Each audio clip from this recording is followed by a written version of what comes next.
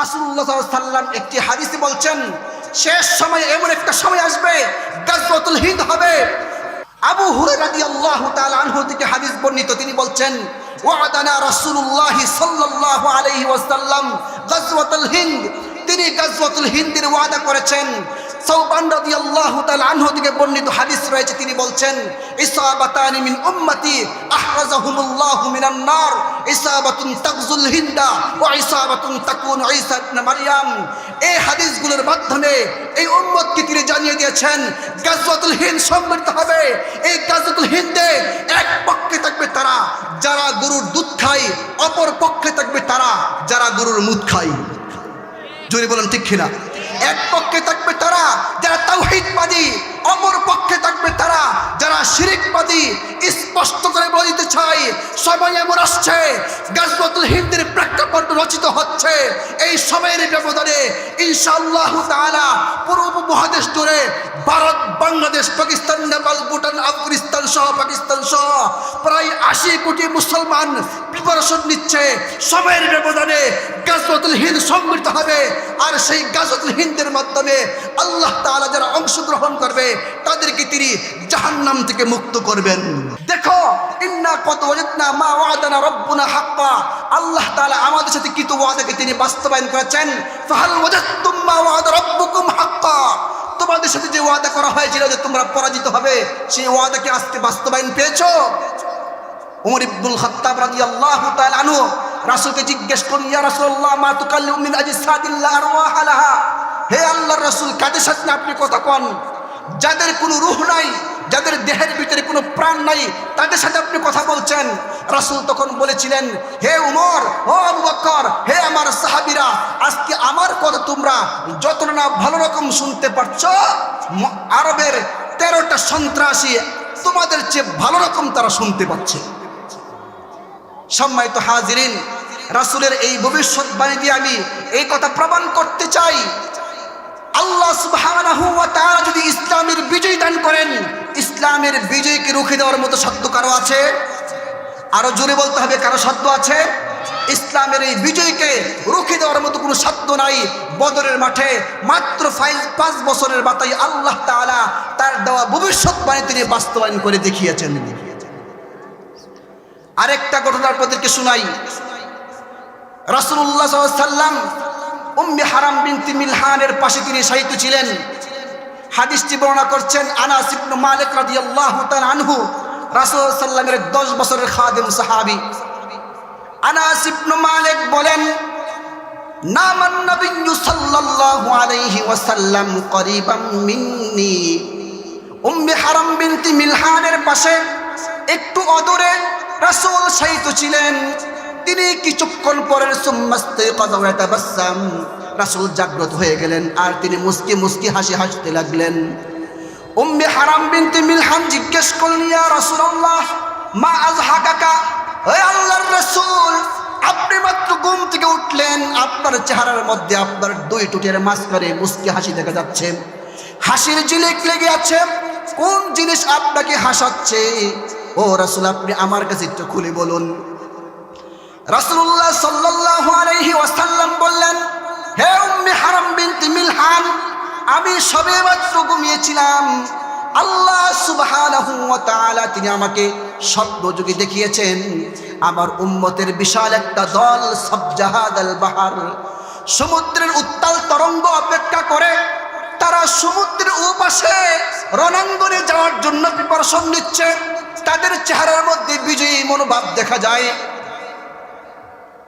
মনে হলো দেখে তাদেরকে, তারা এমন ভাবে সমুদ্রের তরঙ্গ অপেক্ষা করে তারা ওপারে যাচ্ছে, মনে হলো যে তারা কাল মুলুকি আলাল আসিররা, মনে হলো যে কোনো বাদশার সিংহাসনের মধ্যে বসে বসে তারা সমুদ্র পাড়ি দিচ্ছে।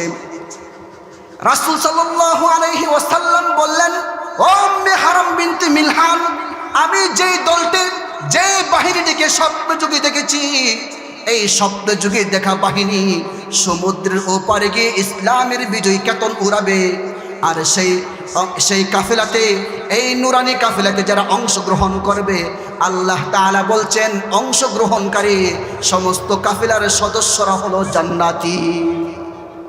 সম্মানিত হাজিরিন, এই জন্য বলি রাসূলুল্লাহ সাল্লাল্লাহু আলাইহি ওয়াসাল্লামের এই স্বপ্ন রাসূলের যুগে বাস্তবায়ন হয় নাই।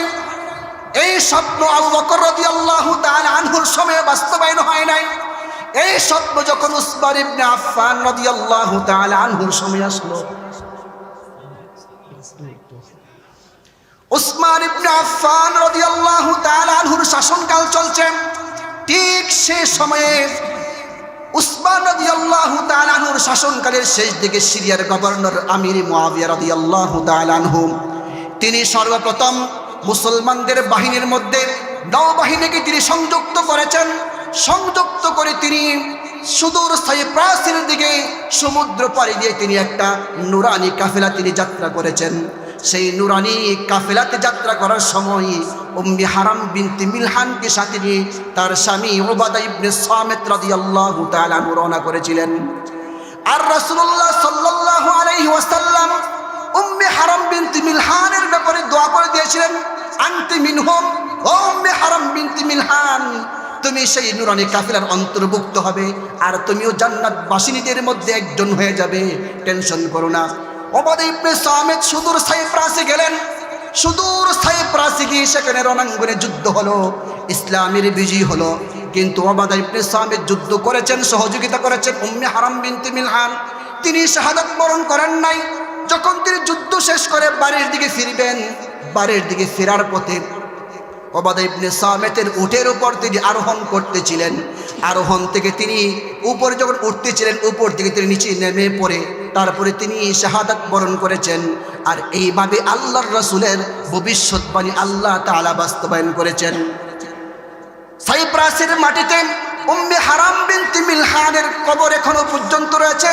পৃথিবী থেকে যত সব মুসলিম অমুসলিম পর্যটকরা যায়, রাসূলের ভবিষ্যৎবাণীর নিদর্শন স্বরূপ সেখানে গিয়ে উম্মে হারাম বিনতে মিলহানের কবর দেখতে পাই। আমি বলতেছিলাম ইসলামের বিজয় হবে, রাসূল ভবিষ্যৎবাণী করেছেন। আমাদের নাক চিৎকারের কোনো কারণ নাই। আল্লাহ সুবহানাহু ওয়া তাআলা সেই সময় আসছে, রাসূলের ভবিষ্যৎবাণীগুলো যেভাবে এক এক করে পূরণ হচ্ছে, বাস্তবায়ন হচ্ছে, আল্লাহ সুবহানাহু ওয়া তাআলা বিশ্বময় ইসলামের বিজয় তিনি পূরণ করবেন। এটা কেমন করে করবেন? এটা কেমন করে করবেন? রাসূলুল্লাহ সাল্লাল্লাহু আলাইহি ওয়াসাল্লাম একটি হাদিসে বলছেন, শেষ সময় এমন একটা সময় আসবে, গাজওয়াতুল হিন্দ হবে। আবু হুরায়রা রাদিয়াল্লাহু তাআলা আনহু থেকে হাদিস বর্ণিত, তিনি বলছেন, ওয়াদানা রাসূলুল্লাহ সাল্লাল্লাহু আলাইহি ওয়াসাল্লাম গাজওয়াতুল হিন্দ, তিনি গাজওয়াতুল হিন্দের ওয়াদা করেছেন। সাওবান রাদিয়াল্লাহু তাআলা আনহু থেকে বর্ণিত হাদিস রয়েছে, তিনি বলছেন, ইসাবাতানি মিন উম্মতি আহরাজাহুমুল্লাহু মিনান নার, ইসাবাতুন তাগজুল হিন্দা ওয়া ইসাবাতুন তাকুনু ঈসা ইবনে মারইয়াম। এই হাদিসগুলোর মাধ্যমে এই উম্মতকে তিনি জানিয়ে দিয়েছেন গাজওয়াতুল হিন্দ সংঘটিত হবে। এই গাজওয়াতুল হিন্দে এক পক্ষে থাকবে তারা যারা গরুর দুধ খায়, অপর পক্ষে থাকবে তারা যারা গরুর মুদ খায়। জোরে বলেন ঠিক কিনা? এক পক্ষে থাকবে তারা যারা তাওহীদবাদী, অপর পক্ষে থাকবে তারা যারা শিরকবাদী। স্পষ্ট করে বলে দিতে চাই, সময় এমন আসছে, গাজওয়াতুল হিন্দের প্রেক্ষাপট রচিত হচ্ছে। এই সময়ের ব্যবধানে ইনশাআল্লাহ তাআলা পুরো উপমহাদেশ জুড়ে ভারত, বাংলাদেশ, পাকিস্তান, নেপাল, ভুটান, আফগানিস্তান সহ পাকিস্তান সহ প্রায় 80 কোটি মুসলমান প্রিপারেশন নিচ্ছে। সময়ের ব্যবধানে গাজওয়াতুল হিন্দ সংগঠিত হবে। আর সেই গাজওয়াতুল হিন্দের মাধ্যমে আল্লাহ তাআলা যারা অংশগ্রহণ করবে তাদেরকে তিনি জাহান্নাম থেকে মুক্ত করবেন। এই জন্য আমার যুবক ভাইরা, এই অঞ্চলের সমস্ত তরুণ যুবক ভাইদেরকে আমি আহ্বান জানাবো, সময়টাকে খুব মূল্যবান সময় মনে করে দেখতে পাচ্ছেন আল্লাহ সুবহানাহু ওয়া তাআলার অশেষ দয়ায় আল্লাহ তাআলা খুরাসানের মহাবিজয় দান করেছেন। আল্লাহ তাআলা পৃথিবীর ইম্পর্টেন্ট একটা স্থান, নাম তার শাম আর সিরিয়া, এই সিরিয়াকে তিনি বিপ্লবী বিজয় দান করেছেন। এই উপমহাদেশের অত্যাচার, নির্যাতন, নিপীড়নকে অপেক্ষা করে আল্লাহ তাআলা বীর মুজাহিদিনদেরকে তিনি বিজয় দান করবেন। প্রস্তুতি নিতে হবে। প্রস্তুতি কিসের প্রস্তুতি নিব? প্রস্তুতি নিতে হবে ইনসাফ এবং আদালতের। শেষ করছি, আল্লামা ডক্টর কবি ইকবালের ভাষায় বলে, সবাক লাউ সাদাকত কা আদালত কা শুজাআত কা লিয়া জায়েগা কাম তুঝে দুনিয়া কি ইমামত কা। হে যুবক, শিক্ষালাও নেই বিচার, বীরত্ব আর সততার তোমাকেই নিতে হবে এই পৃথিবীর নেতৃত্বের ভার। নাসরুম মিনাল্লাহি ওয়া ফাতহুন করিব ওয়া বাশশিরিল মুমিনিন।